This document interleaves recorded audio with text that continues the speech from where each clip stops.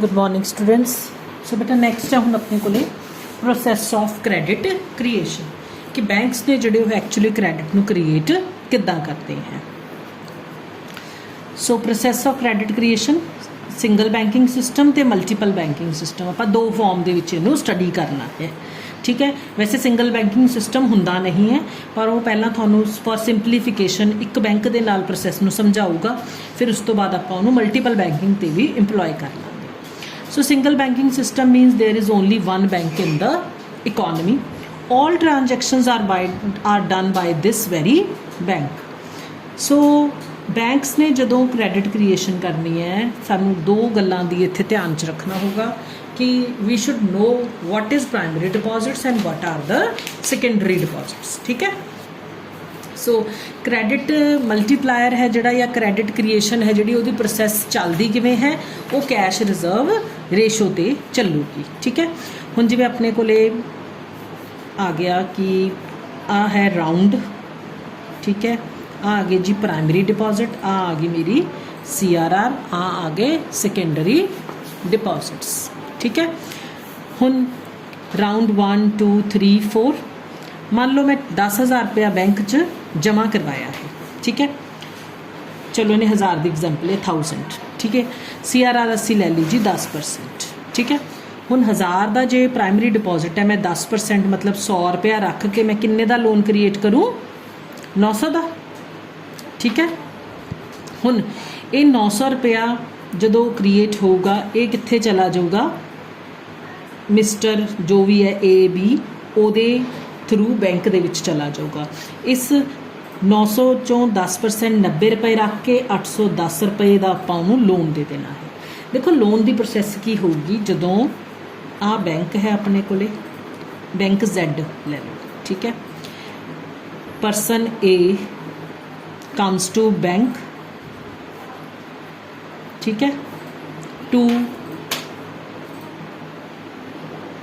Deposit money equivalent to ₹1000 1000 रुपया bank च जमा करवाना है। ठीक है जी, बैंक ने 1000 रुपया जमा करके उसका 100 रुपया रख के उस तो बाद आया मिस्टर B, वो बैंक को की लैन आया, लोन लैन आया।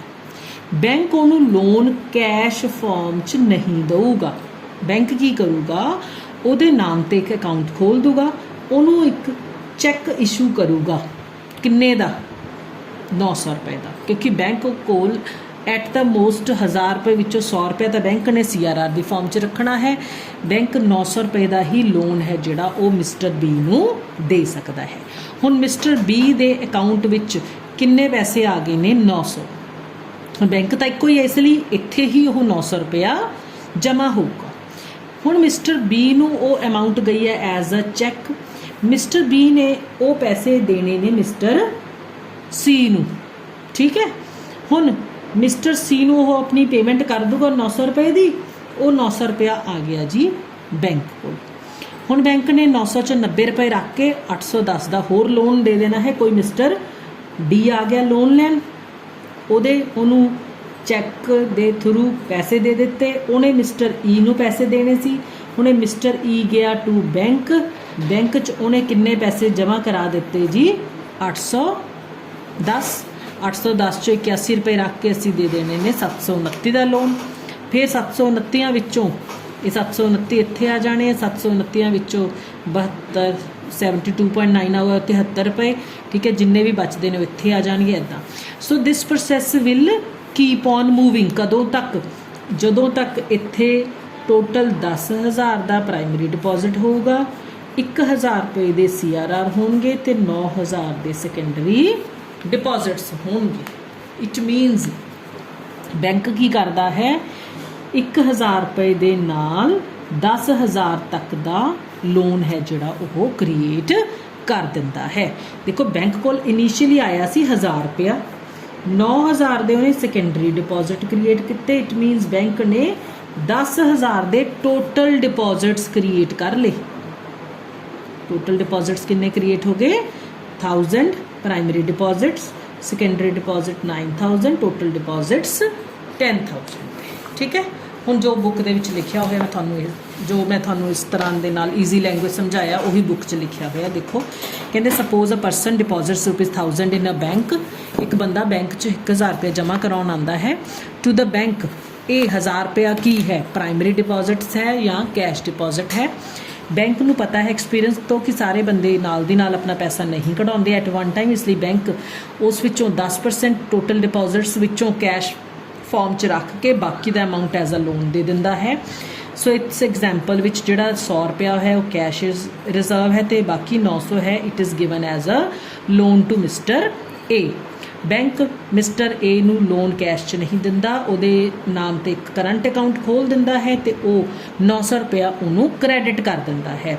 बैंक मिस्टर ए नूं परमिट करता है कि तू 900 रुपये तक दे ही चैक कट सकता है, जिहड़ी भी पेमेंट करनी है तू 900 रुपये तक दी कर सकता है।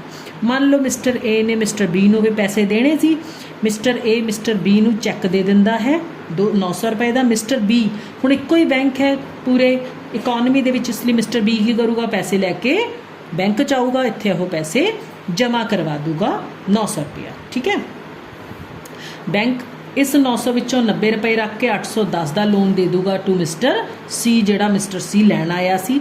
हुण उस मिस्टर सी ने मिस्टर डी नूं पैसे देने सी, मिस्टर डी नूं पैसे दे दिंदा है, मिस्टर डी भी पैसे आके बैंक च जमा करा दिंदा है।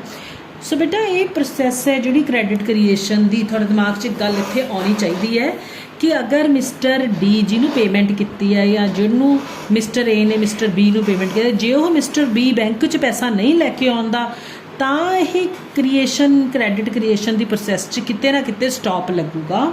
अदरवाइज़ ये प्रोसैस इस तरह के नाल चलती रहूगी। अदरवाइज़ की होगा कि हुण नहीं लैके आऊगा, थोड़ी देर तक ले आऊगा, कुछ घट अमाउंट ले आऊगा, बट लैके तो वो आऊगा ही ना जो वो कोल एकदम इन्ना पैसा इकट्ठा आना है, चाहे वो उन्होंने कंजम्पशन ते खर्च करे। देखो क्योंकि अपने कोले जिहड़ी इनकम है उन्होंने असीं दो चीज़ां ते या तो कंजम्पशन ते खर्च करांगे या इन्वेस्टमेंट गुड्स ते खर्च करांगे, या मैं वो कंज्यूमर गुड्स खरीद लूँ या फिर मैं उन्होंने बैंक च जमा करा दूँगी। किसी थ्रू तो वो पैसा है जिहड़ा वो बैंक तक पहुँचूगा ही पहुँचूगा। ठीक है, so it is evident from the above example कि लोन्स क्रेडिट क्रिएट करते हैं तो जिहड़े डिपॉजिट्स ने वो लोन क्रिएट करते हैं।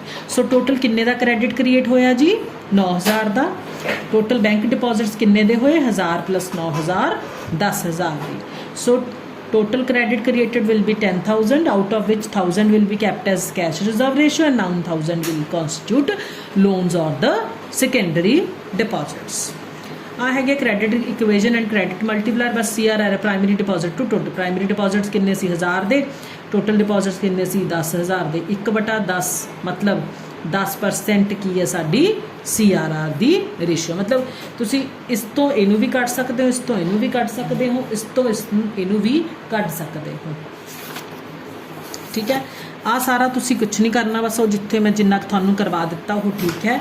उस तो बाद basis of balance sheet of a bank. ठीक है, आ थानू बैंक की बैलेंस शीट मैं थानू दिखानी है जो तुसी ये करनी होगी। तुसी आ बैंक की प्राइमरी बैलेंस शीट है। देखो बेटा लाइबिलिटीज़ इधरली साइड लाइबिलिटीज़ होंदियां ने, लैफ्ट साइड ते राइट साइड ते एसेट्स होंदियां ने। आ प्राइमरी डिपॉजिट्स ने बैंक की लाइबिलिटी है, तुसी बैंक च पैसा जमा कराया, बैंक की यह देनदारी है, बैंक ने थानू पैसा देना है। ये पैसा आ रिजर्व है, हुण बैंक को जिन्नी देर तक यह पैसा पिया है उन्नी देर तक यह रिजर्व फॉर्म च बैंक की एसेट है।